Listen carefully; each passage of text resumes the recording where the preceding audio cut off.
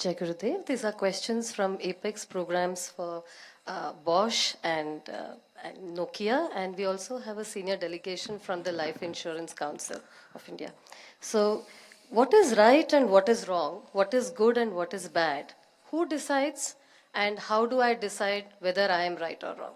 See, very simple logic. This is very simple. How? That which gives you long-term happiness, for which you may have to bear short-term trouble, is good. That which gives you short-term joy and long-term misery, no good. That need to be avoided. You steal something from somewhere, why you should not steal? Because you will be caught tomorrow, and when you are caught, you will be in jail. So you have to suffer a long time. And what is really right, what is really wrong? That which you don't want others to do to you, you don't do it to others. Simply that is it. Baseline. Suppose you are a merchant, you are a businessman. You don't want your vendors to cheat you, right? You have vendors, you buy from somebody. You say, suppose you go and buy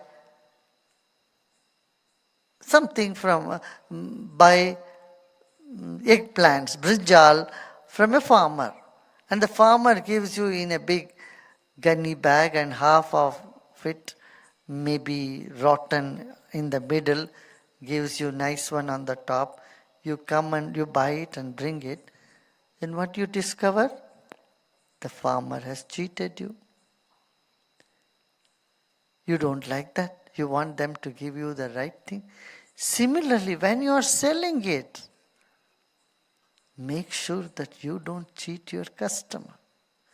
What you don't want your vendors to do to you, you should not do to your customer.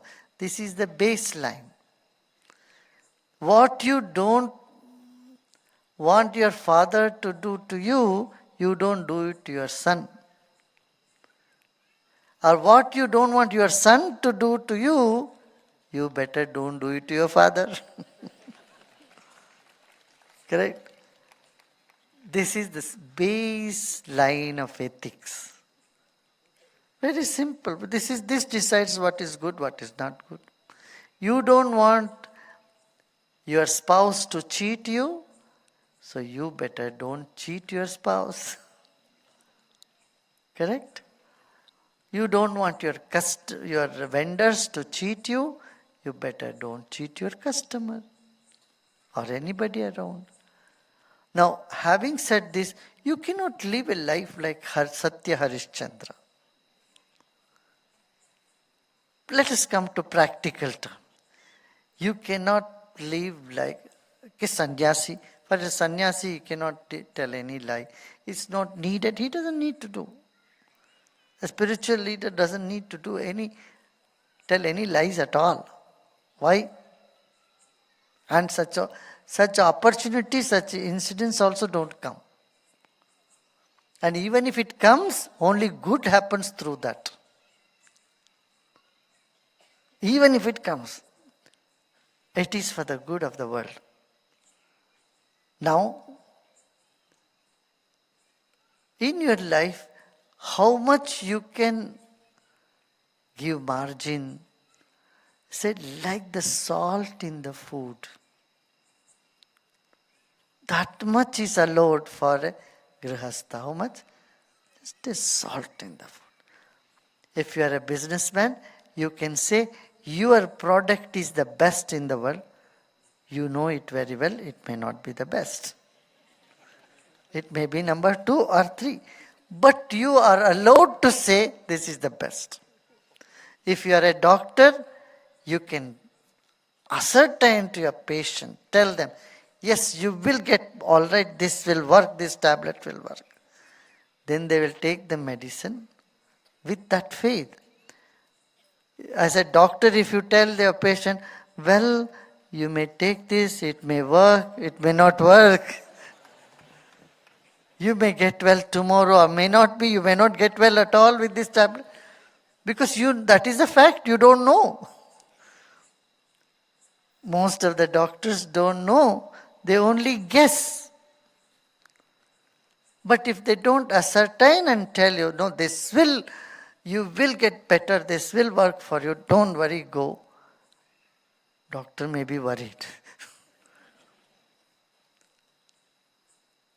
Then it works. But if the doctor says, well, I think it will work. This medicine may work. Then will it work? Even if it works, the placebo effect will be there. That will not work for that person. Because they have no faith in it. So, you are allowed that much margin in life. This is called yukti, skill. That's why I said, satyam bruyat, priyam bruyat. Tell the truth, but tell sweet one. Na bruyat satyam apriyam. It may be truth, but if it is not pleasant, don't speak about it. Don't tell that. Then, priyancha nanratam na bruyat. Don't tell sweet lies.